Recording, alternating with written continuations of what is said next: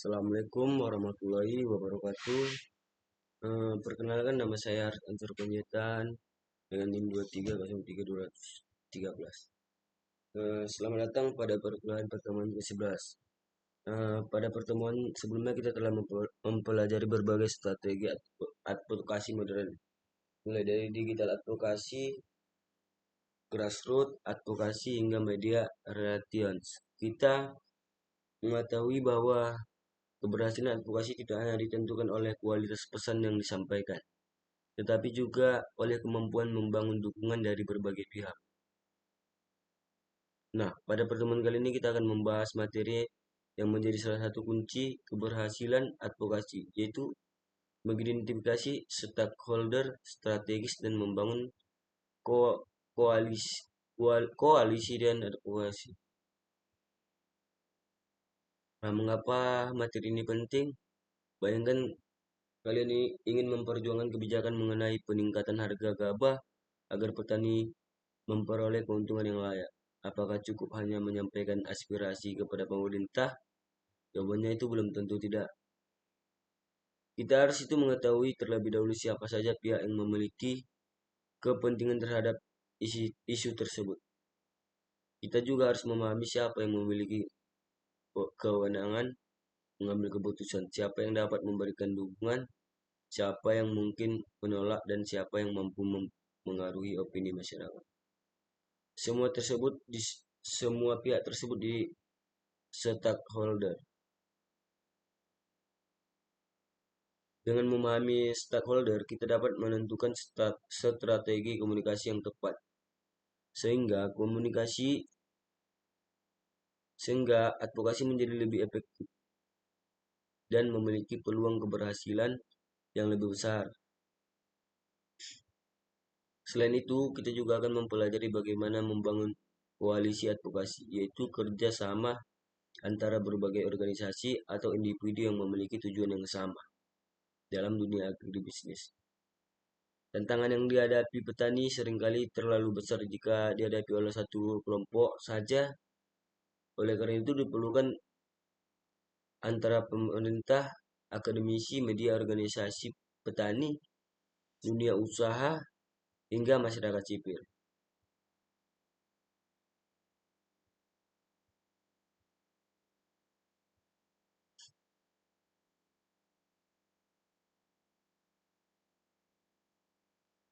Di akhir perkuliahan nanti kita juga akan membahas bagaimana menganalisis kepentingan dan pengaruh setiap stakeholder menggunakan matrik stakeholder sehingga kita dapat menentukan siapa yang harus menjadi prioritas dalam kegiatan advokasi. Pembahasan ini merupakan inti dari materi pertemuan 11 mengenai stakeholder strategis, koalisi, advokasi, dan analisis stakeholder. Pada bagian pertama ini, kita akan membahas konsep yang sangat mendasar, yaitu stakeholder atau para pemangku kepentingan. Sebelum kita mempelajari bagaimana membangun koalisi atau menyusun strategi advokasi, kita itu harus memahami terlebih dahulu siapa saja pihak yang berkepentingan terhadap suatu isu, mengapa mereka itu penting, serta bagaimana cara mengidentifikasi mereka. Mengenai stakeholder merupakan salah satu langkah awal yang menentukan keberhasilan sebuah kegiatan advokasi. Banyak program atau kebijakan yang sebenarnya memiliki tujuan yang baik tetapi gagal diterapkan karena tidak melibatkan stakeholder yang tepat. Sebaliknya ada pula program yang berhasil bukan semata-mata karena memiliki anggaran besar, melainkan karena mampu membangun komunikasi dan kerjasama dengan seluruh pihak yang berkepentingan.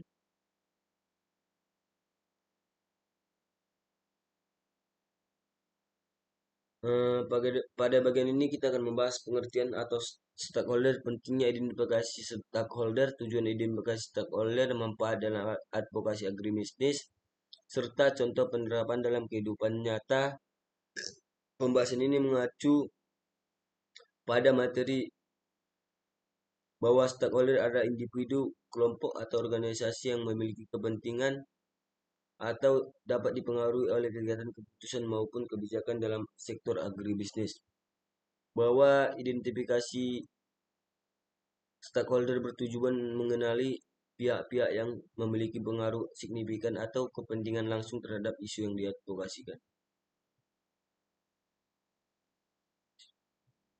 Apa yang dimaksud dengan stakeholder? Stakeholder itu dapat diartikan sebagai setiap individu, kelompok, atau organisasi yang memiliki kepentingan terhadap suatu kegiatan, kebijakan, atau keputusan maupun pihak yang akan menerima dampak dari kegiatan tersebut. Artinya, stakeholder ini tidak selalu menjadi pihak yang membuat keputusan. Ada stakeholder yang berperan sebagai pelaksana, ada yang menjadi penerima manfaat, ada yang memberikan dukungan, bahkan ada pula yang menolak suatu kebijakan karena merasa dirugikan. Dalam dunia agribisnis, stakeholder ini sangat beragam. Ketika pemerintah mengeluarkan kebijakan mengenai harga gabah, misalnya, dampaknya tidak hanya dirasakan oleh petani, pedagang beras, perusahaan penggilingan padi, koperasi, distributor, konsumen, bahkan industri makanan juga akan ikut merasakan dampak dari kebijakan tersebut. Oleh karena itu, semua pihak tersebut termasuk stakeholder. Dengan kata lain, stakeholder itu seluruh pihak yang memiliki hubungan langsung maupun tidak langsung dengan suatu isu atau kebijakan. Mengapa stakeholder itu penting?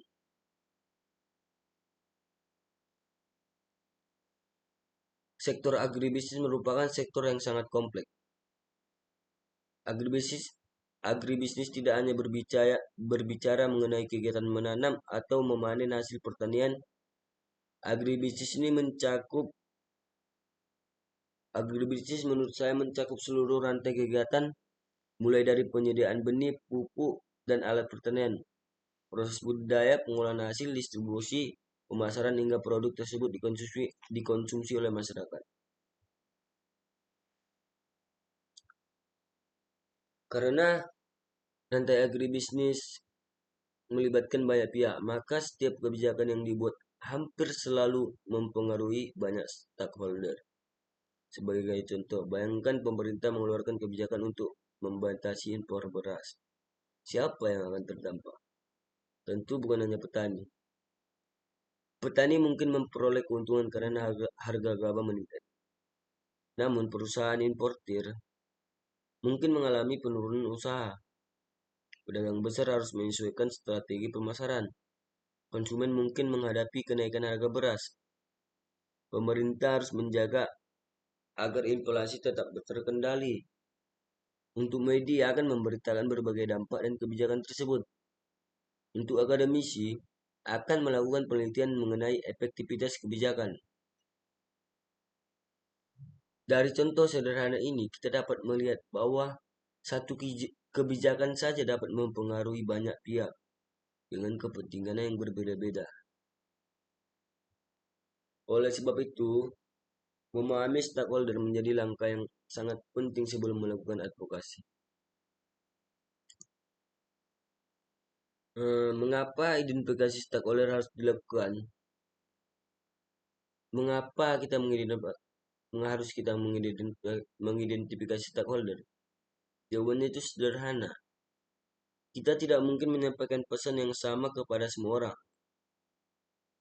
Setiap stakeholder memiliki kepentingan, kebutuhan, tanggung jawab, serta cara pandang yang berbeda. Contohnya, kita ingin melakukan advokasi mengenai perlindungan lahan pertanian. Pesan yang kita sampaikan pada petani tentu berbeda dengan pesan yang kita sampaikan kepada pemerintah. Untuk kepada petani, kita dapat menjelaskan pentingnya mempertahankan lahan sebagai sumber mata pencaharian. Sementara untuk pemerintah, kita perlu menunjukkan data mengenai ketahanan pangan, kontribusi sektor pertanian terhadap perekonomian, serta dampak jangka panjang apabila lahan pertanian terus berkurang. Artinya, keberhasilan advokasi sangat bergantung pada kemampuan kita memahami siapa yang menjadi sasaran komunikasi. Tujuan dari identifikasi stakeholder. Terdapat beberapa tujuan utama dalam melakukan identifikasi stakeholder.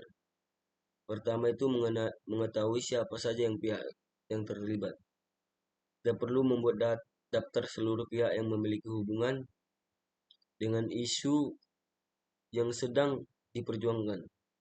Semakin lengkap identifikasi yang dilakukan, semakin kecil kemungkinan kita mengabaikan pihak-pihak penting. Yang kedua itu memahami kepentingan masing-masing stakeholder. Tidak semua stakeholder itu memiliki tujuan yang sama. Sebagian ingin memperoleh keuntungan ekonomi. Sebagian lebih memperhatikan kelestarian lingkungan.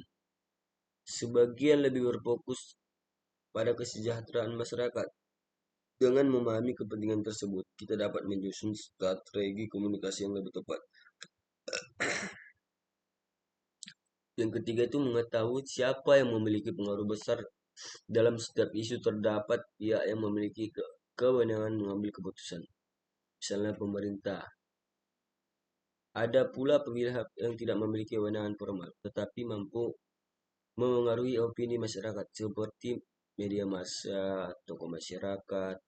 Kedua kelompok tersebut sama-sama penting dalam proses advokasi.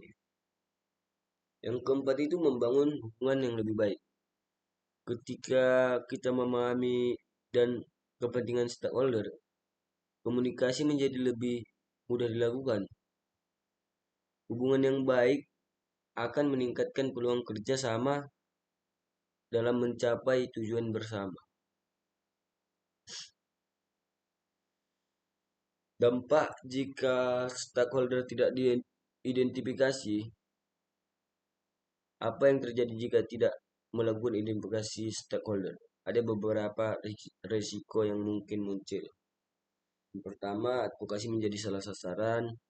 Contohnya kita hanya berkomunikasi dengan petani padahal keputusan sebenarnya berada di tingkat pemerintah daerah. Akibatnya aspirasi yang disampaikan tidak menghasilkan perubahan kebijakan. Yang kedua, munculnya konflik. Hal ini dapat terjadi apabila ada stakeholder yang merasa tidak dilibatkan dalam proses penyusunan kebijakan. Mereka mungkin menolak program tersebut karena merasa kepentingan diabaikan. Yang ketiga itu ada program menjadi tidak efektif. Yang dimana sebuah program mungkin telah dilarang dengan baik, tetapi gagal dilaksanakan karena kurang pendapat dukungan dari stakeholder yang berpengaruh. Inilah sebabnya identifikasi stakeholder menjadi langkah awal sebelum menyusun strategi advokasi. Contoh kasus, mari kita gunakan contoh sederhana. Misalnya terdapat rencana pembangunan bendungan untuk meningkatkan irigasi pertanian.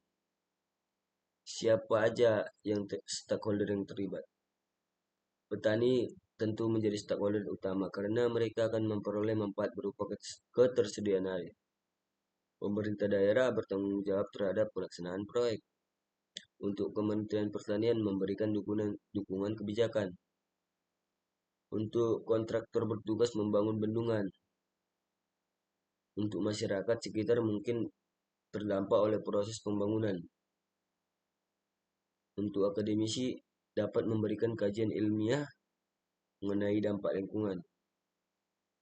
Untuk media massa berperan menyampaikan informasi kepada masyarakat. Apabila salah satu stakeholder tidak dilibatkan, kemungkinan muncul penolakan akan semakin besar. Sebaliknya, apabila seluruh stakeholder dilibatkan sejak awal, peluang keberhasilan program akan jauh lebih tinggi.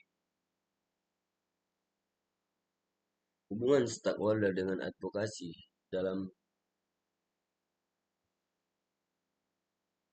Dalam materi sebelumnya kita telah mempelajari bahwa advokasi bertujuan mempengaruhi kebijakan atau menciptakan perubahan sosial. Namun advokasi tidak dapat dilakukan sendirian. Keberhasilan advokasi sangat bergantung pada dukungan stakeholder. Sebagai contoh, apabila kelompok tani ingin memperjuangkan kenaikan harga pembelian gabah oleh pemerintah, mereka membutuhkan dukungan dari berbagai pihak. Yang pertama itu ada akademisi dapat menyediakan data penelitian, Media membantu menyebarluaskan informasi, organisasi petani menggerakkan anggotanya, untuk pemerintah menjadi pihak yang mengambil keputusan masyarakat,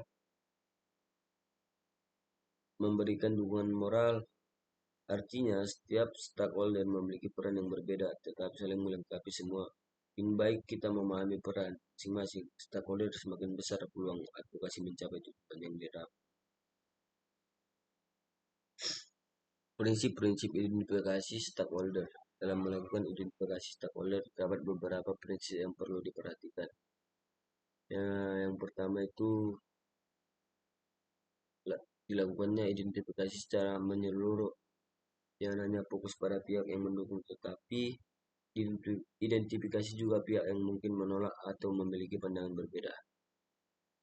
Yang kedua itu bersikap objektif. Penilaian terhadap stakeholder harus berdasarkan data dan fakta, bukan berdasarkan asumsi dan kepentingan pribadi. Yang ketiga itu pahami bahwa kepentingan stakeholder dapat berubah seiring waktu. Oleh karena itu, identifikasi stakeholder perlu diperbarui sesuai perkembangan situasi. Yang keempat itu bangun komunikasi yang terbuka. Tujuan dari identifikasi bukan hanya untuk untuk mencari lawan atau musuh, melainkan untuk memahami posisi yang setiap pihak sehingga dapat dibangun kerjasama yang lebih baik. Sebagai mahasiswa agribisnis, kalian akan bekerja di lingkungan yang melibatkan banyak pihak. Kalian mungkin akan menjadi penyuluh pertanyaan pengusaha agribisnis, peneliti, aparatur, pemerintah, konsultan, ataupun pendamping masyarakat. Bayangkan jika suatu hari kalian diminta untuk menyusun program pemberdayaan petani kopi di sebuah daerah. Apakah cukup hanya bertemu dengan petani? Tentu tidak. Kalian juga perlu berdiskusi dengan pemerintah daerah, koperasi, pelaku industri kopi, lembaga keuangan, akademisi, serta masyarakat sekitar. Semakin banyak perspektif yang dipahami, mungkin baik pula program yang disusun. Inilah alasan mengapa identifikasi stakeholder selalu menjadi langkah pertama dalam setiap kegiatan advokasi maupun perencanaan pembangunan. Pada bagian ini dapat kita simpulkan bahwa stakeholder adalah setiap individu atau kelompok atau organisasi yang memiliki kepentingan ataupun dapat mempengaruhi oleh suatu kebijakan atau kegiatan dalam sektor agribisnis. Karena setiap stakeholder memiliki kepentingan, pengaruh, dan peran yang berbeda, maka identifikasi stakeholder menjadi langkah awal yang sangat penting dalam proses advokasi. Melalui identifikasi stakeholder, kita dapat mengetahui siapa yang perlu dilibatkan, siapa yang memiliki kewenangan mengambil keputusan, siapa yang dapat menjadi pendukung, serta bagaimana menyusun strategi komunikasi yang sesuai dengan karakteristik masing-masing pihak. Dengan demikian, kegiatan advokasi tidak hanya menjadi lebih terarah, tetapi juga memiliki peluang yang lebih besar untuk menghasilkan perubahan yang nyata dan berkelanjutan. Pada bagian berikutnya kita akan membahas jenis-jenis stakeholder dalam agribisnis, mulai dari pemerintah, organisasi, petani, media massa, akademisi, organisasi, non-pemerintah, hingga perusahaan swasta. Dengan memahami peran penting masing-masing stakeholder, kita akan lebih mudah menyusun strategi advokasi yang lebih efektif dan membangun kolaborasi untuk mencapai tujuan bersama. Pada bagian sebelumnya kita telah mempelajari pengertian stakeholder dan mengapa identifikasi stakeholder merupakan langkah awal yang sangat penting dalam kegiatan advokasi. Kita memahami bahwa stakeholder adalah setiap individu, kelompok, atau organisasi yang memiliki kepentingan atau dapat dipengaruhi oleh suatu kebijakan maupun kegiatan di sektor pertanian. Sekarang muncul pertanyaan berikut, siapa saja stakeholder dalam agribisnis? Pertanyaan ini penting karena sektor agribisnis merupakan salah satu sektor yang paling kompleks. Berbeda dengan sektor lain yang mungkin hanya melibatkan beberapa pihak. Agribisnis melibatkan banyak aktor yang saling berkaitan. Mulai dari pemerintah sebagai pembuat kebijakan, petani sebagai pelaku utama produksi, perusahaan sebagai penyedia sarana produksi dan pemasaran, akademisi sebagai penyedia ilmu pengetahuan, media massa sebagai penyebar informasi, hingga masyarakat sebagai konsumen hasil pertanian. Oleh karena itu, seseorang pelaku advokasi harus mampu mengenali karakteristik setiap stakeholder, memahami perannya, serta mengetahui bagaimana cara membangun komunikasi yang efektif dengan masing-masing pihak. Materi pada pertemuan ini mengelompokkan stakeholder agribisnis ke dalam beberapa kategori utama, yaitu pemerintah, asosiasi dan organisasi petani, media massa, akademisi dan lembaga penelitian, serta perusahaan swasta dan BUMN. Selanjutnya, pemerintah sebagai stakeholder utama. Ketika berbicara mengenai advokasi kebijakan, stakeholder pertama yang hampir selalu terlibat dalam pemerintah. Mengapa pemerintah menjadi stakeholder yang sangat penting? Karena pemerintah memiliki kewenangan untuk membuat kebijakan, menetapkan regulasi, mengalokasikan anggaran, dan mengawasi pelaksanaan program pembangunan. Tanpa dukungan pemerintah, semua berbagai program pembangunan pertanian akan sulit berjalan secara optimal. Perlu dipahami bahwa pemerintah bukanlah satu lembaga tunggal dalam sektor agribisnis. Terdapat banyak instansi pemerintah yang memiliki tugas dan fungsi yang berbeda. Ada yang pertama itu Kementerian Pertanian. Kementerian Pertanian merupakan lembaga yang bertanggung jawab terhadap pembangunan sektor pertanian secara nasional. Peran utamanya yang pertama itu menyusun kebijakan pertanian, meningkatkan produksi pangan, menjaga ketahanan pangan, meningkatkan kesejahteraan petani, mengembangkan teknologi pertanian. Sebagai contoh, ketika pemerintah meluncurkan program bantuan benih unggul dan atau subsidi, program tersebut umumnya berada di bawah koordinasi Kementerian Pertanian dalam kegiatan advokasi. Jadi kementerian ini sering menjadi tujuan utama ketika isu yang diperjuangkan berkaitan dengan produksi budidaya atau kesejahteraan petani. Untuk yang kedua itu Kementerian Perdagangan. Hasil pertanian tidak hanya diproduksi tetapi juga dipasarkan. Disinilah peran Kementerian Perdagangan menjadi sangat penting. Kementerian ini mengatur berbagai kebijakan mengenai perdagangan hasil pertanian, ekspor dan impor, stabilisasi harga, dan distribusi produk. Misalnya ketika harga bawang merah turun drastis akibat masuknya produk impor, kelompok tani dapat melakukan advokasi kepada Kementerian Perdagangan agar kebijakan impor ditinjau kembali.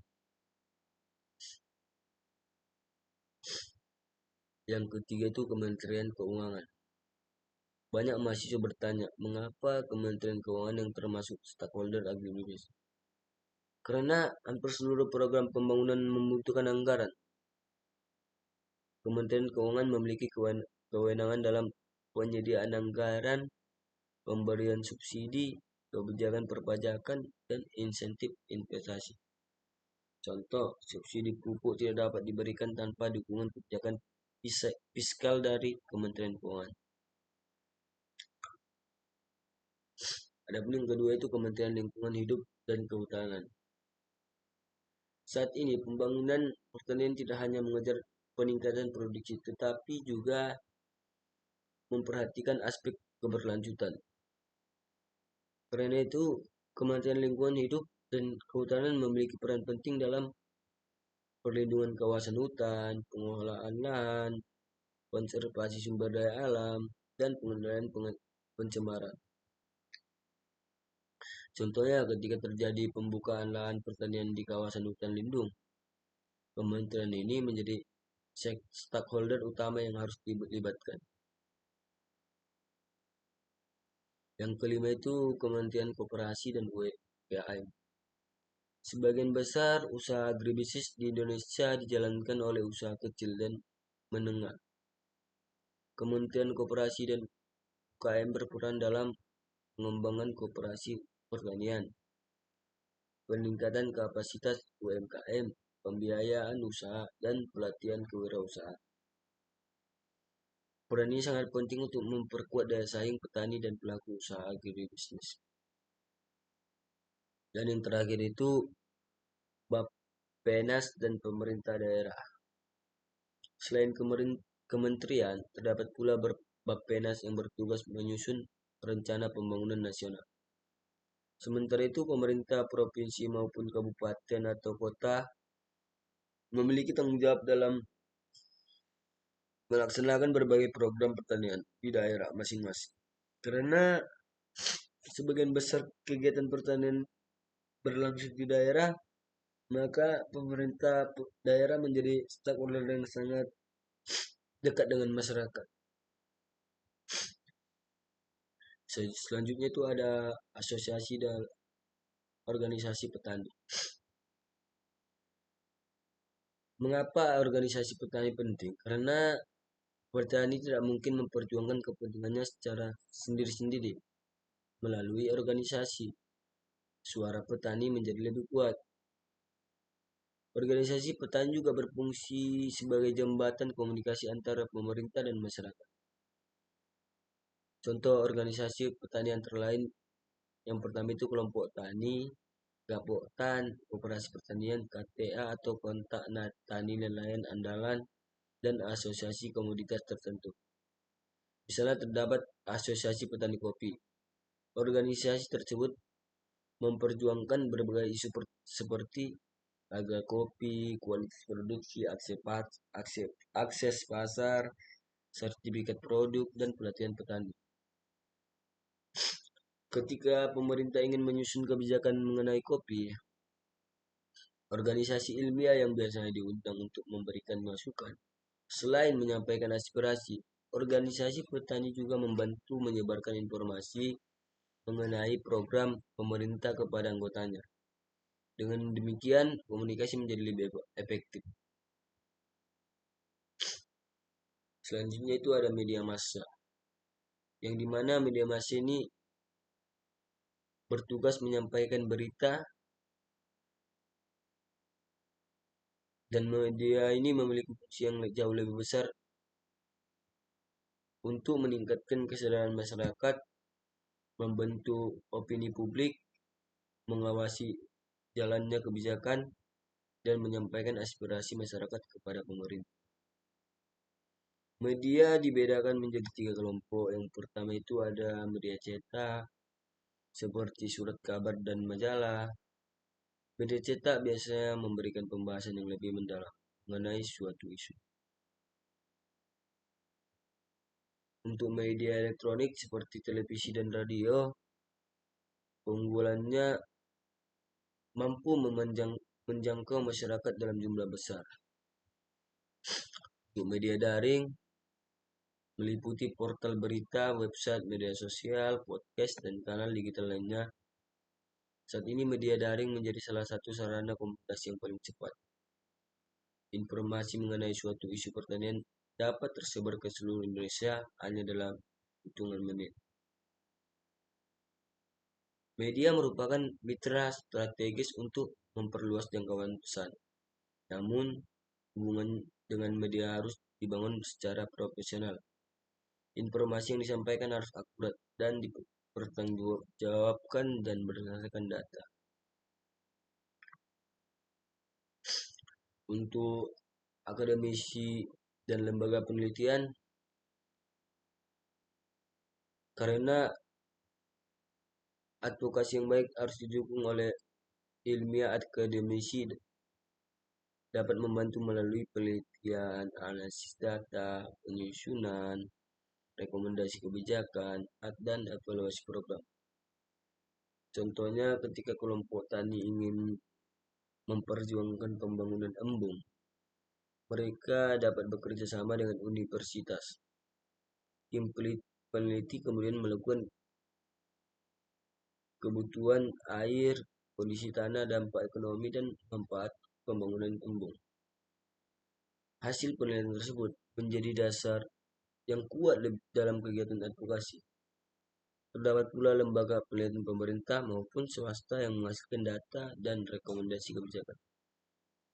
Tenaga ahli dan konsultan juga termasuk stakeholder karena memiliki kompetensi khusus yang dapat membantu menyelesaikan berbagai persoalan di sektor agribisnis.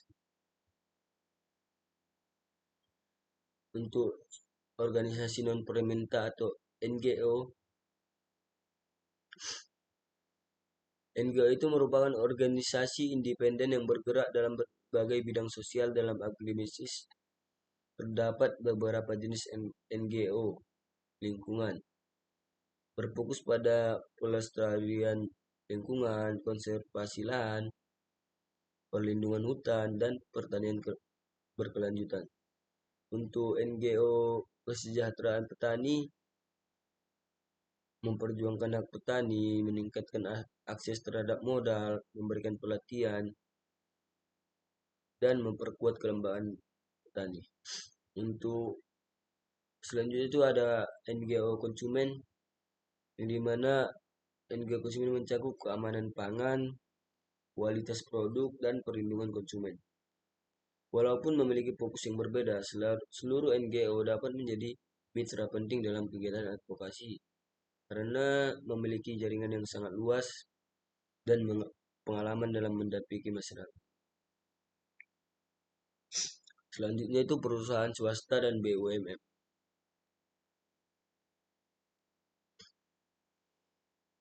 Seringkali masyarakat menganggap perusahaan hanya mengejar keuntungan, padahal perusahaan juga memiliki peran besar dalam pembangunan agribisnis.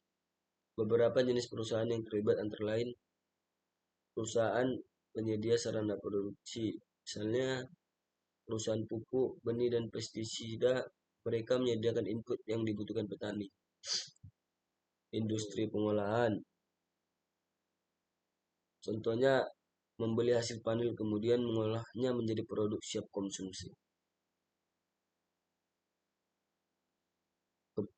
Kemudian perusahaan distribusi dan retail.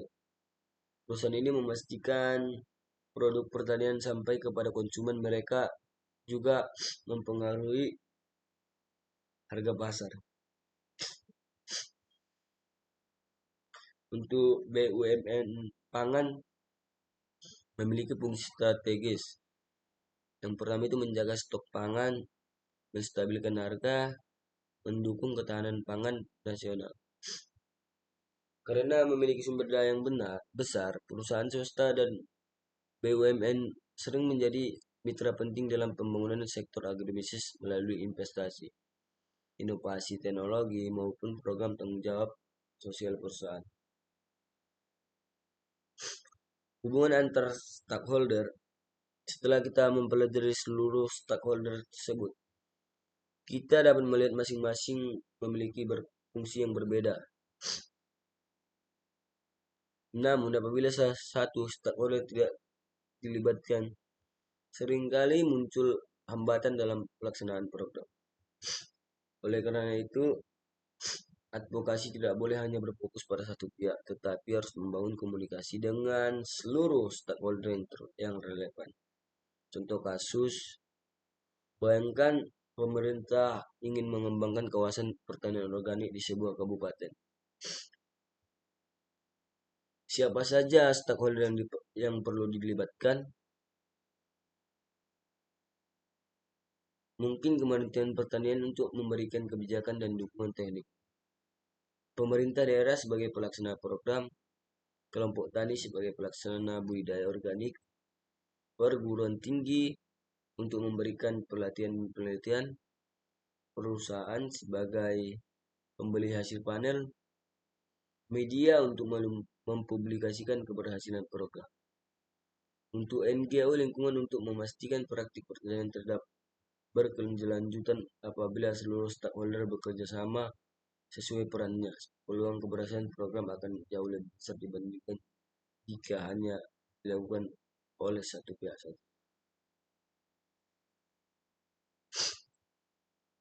Dari pembahasan ini dapat kita simpulkan bahwa agribisnis merupakan sektor yang melibatkan banyak stakeholder dengan peran, kepentingan, dan tanggung jawab yang berbeda-beda. Pemerintah berperan dalam penyusunan kebijakan dan regulasi. Organisasi petani mewakili aspirasi masyarakat. Media membentuk opini publik. Untuk akademisi menyediakan dasar ilmiah. NGO memperkuat pemberdayaan masyarakat, sedangkan perusahaan swasta dan BUMN mendukung penyediaan sarana produksi dan pengolahan, distribusi, dan stabilisasi pasar. Keberhasilan advokasi tidak bergantung pada satu stakeholder saja, tetapi pada kemampuan membangun komunikasi, koordinasi, dan kolaborasi di antara seluruh pihak yang terlibat dengan memahami karakteristik masing-masing stakeholder. Seseorang pelaku advokasi dapat menentukan pendekatan yang tepat, membangun kemitraan yang produktif, serta meningkatkan peluang keberhasilan dalam memperjuangkan kepentingan sektor agribisnis. Pada bagian berikutnya kita akan membahas membangun koalisasi advokasi, yaitu bagaimana berbagai stakeholder yang telah kita pelajari dapat bersatu dalam sebuah aliansi strategis untuk memperkuat daya tawar, memperluas dukungan, dan mencapai tujuan advokasi secara lebih efektif. Sesuai dengan materi mengenai gender stakeholder dalam agribisnis dan perannya dalam proses advokasi.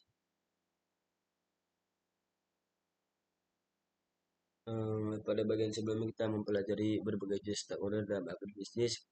Kita sudah mengetahui bahwa stok agribisnis melibatkan banyak pihak, mulai dari pemerintah, organisasi petani, akademisi, media massa, organisasi non-pemerintah, hingga perusahaan swasta. Masing-masing stakeholder memiliki kepentingan, peran, dan pengaruh yang berbeda dalam pembangunan pertanian. Namun sebuah pertanyaan penting, apakah setiap stakeholder dapat bekerja sendiri-sendiri untuk menyelesaikan berbagai persoalan agribisnis? Jawabannya tentu tidak. Permasalahan di sektor agribisnis umumnya bersifat kompleks. Masalah harga hasil panen, distribusi pupuk, perubahan iklim, ahli fungsi lahan, pertanian, rendahnya akses pembiayaan, hingga lemahnya posisi tawar petani merupakan persoalan yang tidak dapat diselesaikan oleh satu pihak saja. Oleh karena itu, diperlukan kerjasama yang melibatkan berbagai stakeholder dalam advokasi.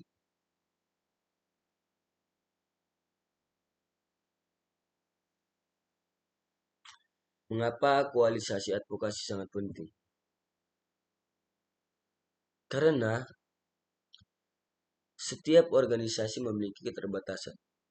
Contoh, kelompok tani memiliki pengalaman yang sangat baik mengenai kondisi lapangan, tetapi mungkin belum memiliki kemampuan melakukan penelitian ilmiah. Sebaliknya, perguruan tinggi memiliki kemampuan melakukan penelitian, tetapi tidak selalu memahami secara langsung kondisi petani di lapangan. Untuk media massa mampu menyebarluaskan informasi kepada masyarakat luas, tetapi membutuhkan data yang akurat agar pemberitaan tetap kredibel. Sedangkan pemerintah memiliki kewenangan membuat kebijakan, tetapi membutuhkan masukan dari masyarakat agar kebijakan yang disusun sesuai dengan kebutuhan di lapangan. Artinya, setiap stakeholder memiliki kelebihan dan kekurangan masing-masing. Melalui koalisi, kelebihan dari setiap stakeholder dapat saling melengkapi sehingga menghasilkan gerakan advokasi yang lebih. Inilah alasannya mengapa hampir semua advokasi besar selalu dilakukan melalui kerjasama berbagai pihak.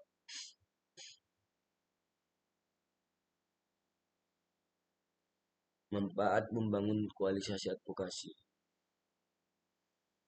Untuk meningkatkan posisi tawar Bayangkan seorang petani datang sendiri untuk menyampaikan aspirasi kepada pemerintah.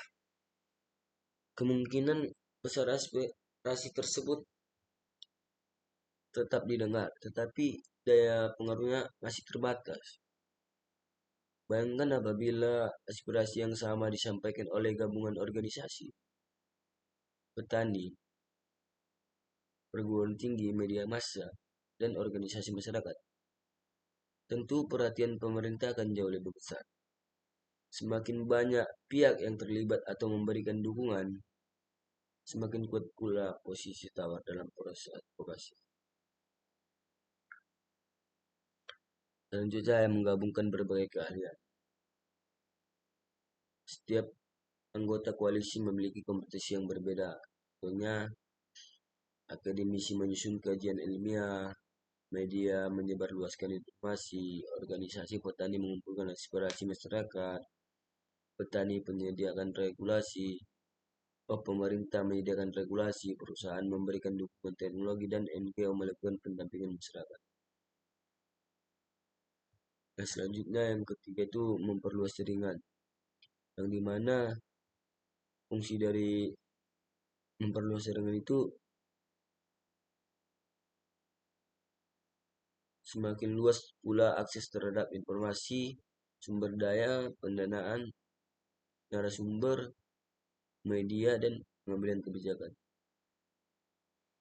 Yang keempat itu meningkatkan kredibilitas.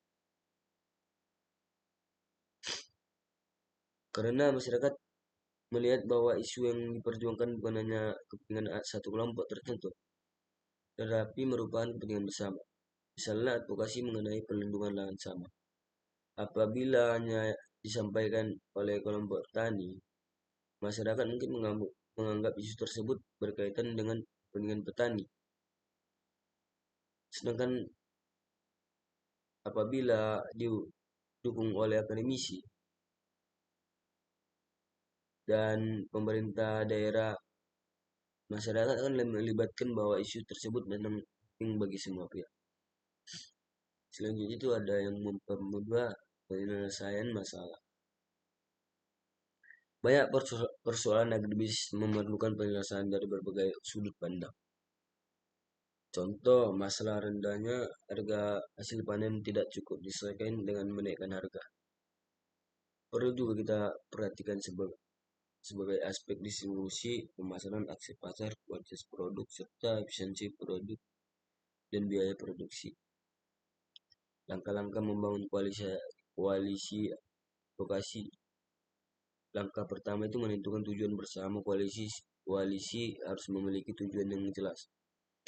Misalnya meningkatkan kesejahteraan petani, melindungi lahan pertanian, memperbaiki sistem irigasi, memperluas akses pembiayaan, meningkatkan nilai tambah produk pertanian. Tujuan yang jelas akan memudahkan seluruh anggota memahami arah bersama. Adapun langkah yang kedua itu mengidentifikasi calon anggota koalisi atau menentukan siapa saja yang perlu dilibatkan. Tidak semua stakeholder harus bergabung. Pilih stakeholder yang memiliki kepentingan yang sama, kemampuan mendukung advokasi, dan komitmen bekerja sama. Misalnya advokasi mengenai pertanian organik. Koalisi dapat melibatkan kelompok tani organik, perguruan tinggi, dinas pertanian, komunitas lingkungan. Untuk yang ketiga itu strategi bersama setelah anggota terbentuk. Koalisi yang perlu kita susun itu strateginya tujuan jangka pendek, tujuan jangka panjang, pembagian tugas, jadwal kegiatan, dan metode komunikasi. Dengan strategi yang jelas, setiap anggota memahami peran masing-masing. Langkah yang keempat itu menjalin komunikasi yang efektif. Dengan adanya komunikasi, kunci keberhasilan koalisi, seluruh anggota harus memperoleh informasi yang sama, mengetahui mengenai perkembangan kegiatan komunikasi. dapat dilakukan dengan melalui rapat rutin, grup komunikasi daring, surat resmi, seminar, loka karya,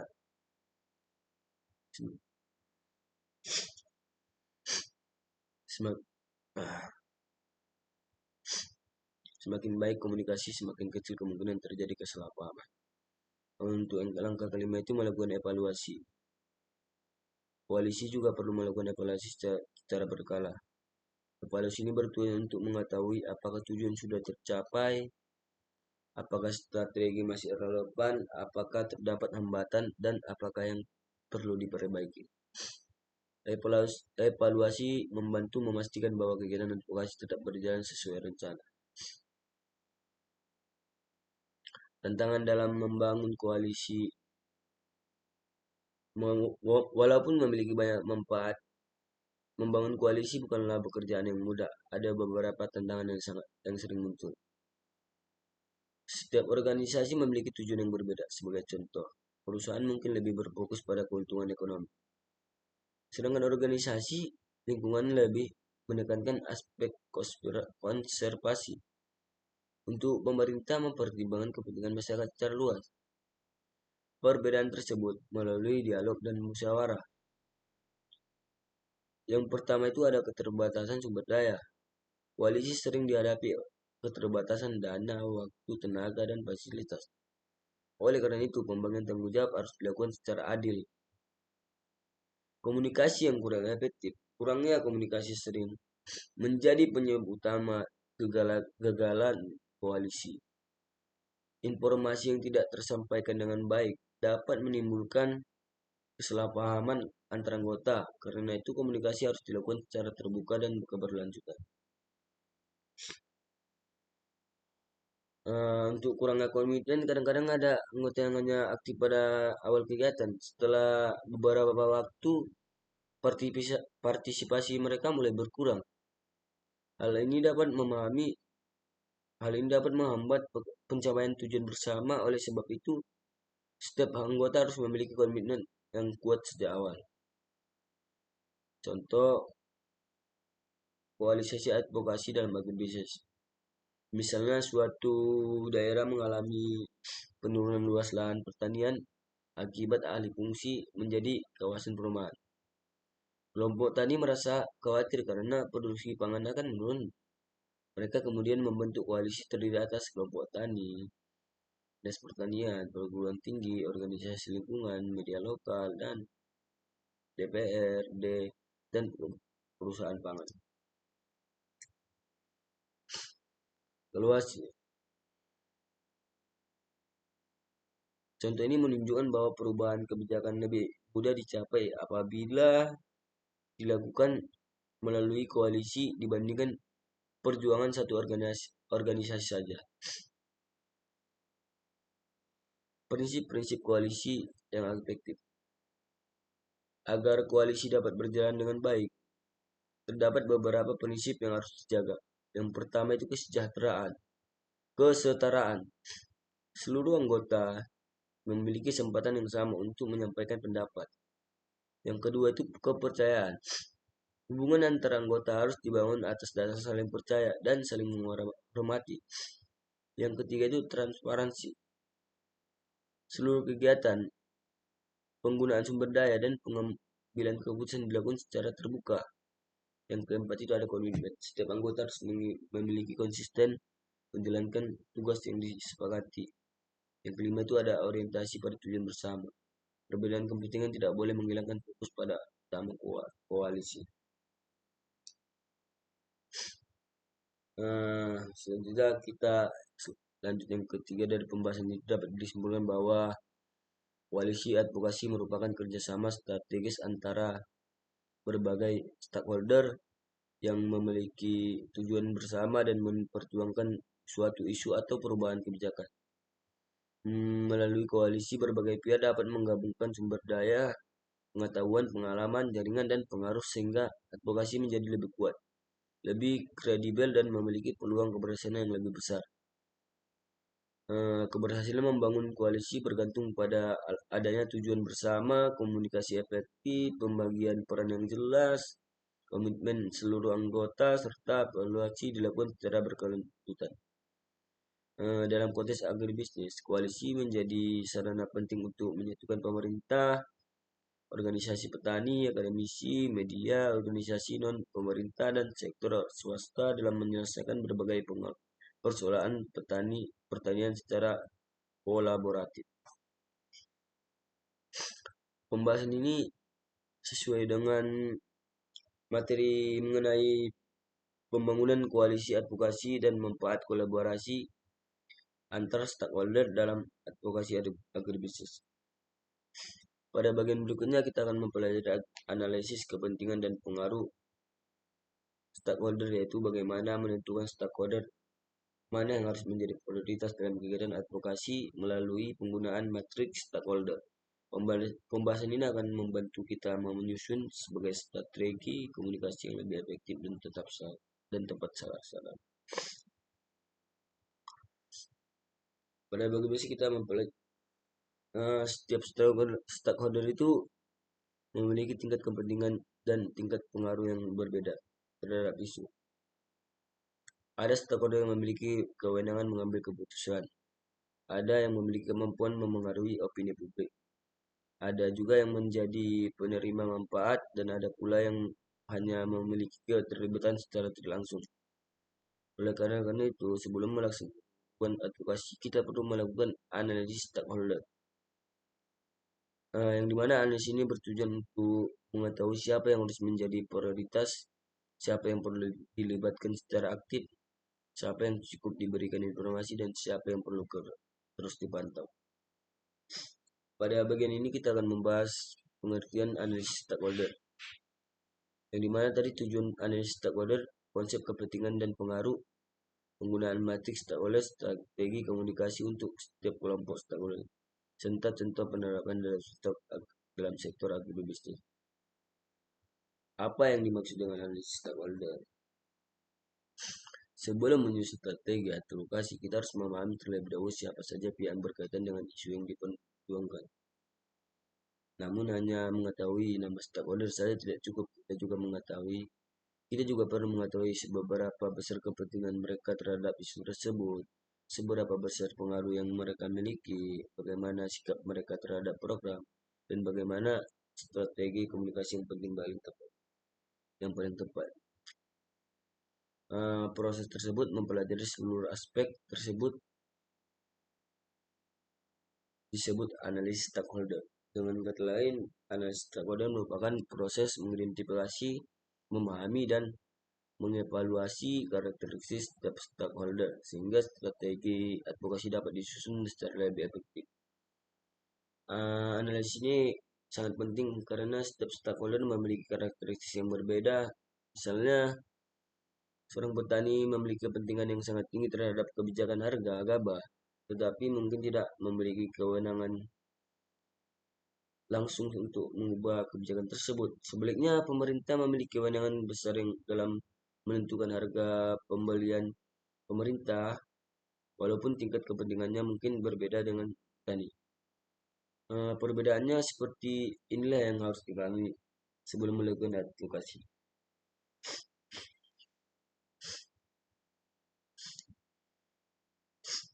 Banyak kegiatan advokasi gagal bukan karena ide yang buruk, tetapi karena salah menentukan sasaran komunikasi. Contoh, sebuah kelompok tani ingin memperjuangkan pembangunan embung untuk mengatasi kekurangan air. Mereka mengadakan berbagai kegiatan penyuluhan kepada masyarakat. Masyarakat mendukung usulan tersebut, namun ternyata kelompok tani tidak pernah berdiskusi dengan pemerintah daerah yang memiliki kewenangan mengalokasikan anggaran pembangunan. Akibatnya, usulan tersebut tidak perlu diwujudkan. Dari contoh ini kita belajar bahwa dukungan masyarakat memang penting, tetapi advokasi juga harus diarahkan kepada stakeholder yang memiliki pengaruh besar terhadap proses pengambilan keputusan. Fungsi utama analisis stakeholder membantu kita mengetahui kepada siapa energi, waktu, dan sumber daya advokasi yang harus difokuskan. Dan memahami Dalam analisis stakeholder terdapat dua konsep utama, yaitu kepentingan dan pengaruh. Untuk kepentingan, menunjukkan seberapa besar perhatian atau keterlibatan seorang stakeholder terhadap suatu isu. Semakin besar dampak suatu kebijakan terhadap kehidupan atau pekerjaan seseorang, maka semakin tinggi pula tingkatan kepentingannya. Sebagai contohnya, petani memiliki kepentingan yang sangat tinggi terhadap harga pupuk. Karena harga pupuk secara langsung memengaruhi biaya produksi dan keuntungan usaha tani. Sebaliknya, masyarakat yang tinggal di kota mungkin memiliki kepentingan yang lebih rendah terhadap harga pupuk karena mereka tidak menggunakan secara langsung. Artinya, tingkat kepentingan setiap stakeholder dapat berbeda tergantung pada hubungan mereka dengan isu yang sedang dibahas. Selanjutnya itu ada pengaruh. Pengaruh ini menunjukkan kemampuan stakeholder untuk memengaruhi keputusan kebijakan atau jalannya suatu program. Contoh, Menteri Pertanian memiliki pengaruh yang tinggi karena dapat menetapkan berbagai kebijakan nasional. Kepala Dinas Pertanian Kabupaten memiliki pengaruh terhadap pelaksanaan program di daerah. Seseorang yang memiliki kepercayaan masyarakat juga dapat mempunyai pengaruh yang besar. Setelah memahami konsep kepentingan dan pengaruh, sekarang kita akan mempelajari alat yang paling sering digunakan dalam analisis stakeholder, yaitu matriks stakeholder, yang dimana matriks ini terbagi menjadi ke dalam 4 kelompok berdasarkan 2 indikator, yaitu high interest, high influence.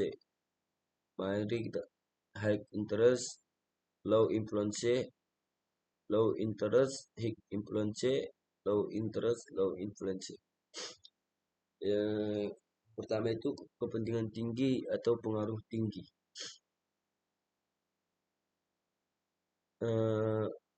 Untuk kepentingan tinggi, pengaruh besar terhadap keberhasilan program. Kelompok ini menjadi prioritas utama dalam bakat. Mereka harus dilibatkan sejak tahap perencanaan, pelaksanaan hingga evaluasi. Karena mereka tidak hanya terdampak oleh kebijakan, tetapi juga hanya memiliki kemampuan mengambil keputusan atau memengaruhi kebijakan. Untuk strategi komunikasi terhadap kelompok ini harus dilakukan secara intensif.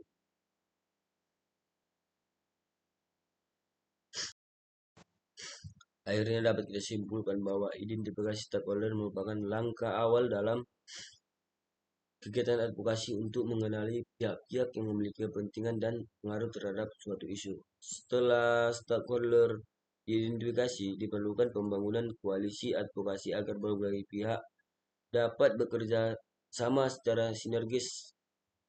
Melalui analisis kepentingan dan pengaruh stakeholder menggunakan matriks stakeholder, pelaku advokasi dapat menentukan prioritas komunikasi dan strategis yang paling efektif.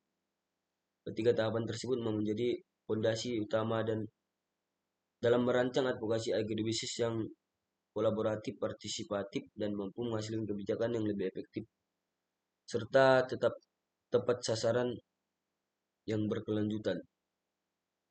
Pembahasan ini selaras dengan materi pertemuan ke-11 mengenai identifikasi stakeholder strategis, pembangunan koalisi advokasi, dan analisis stakeholder.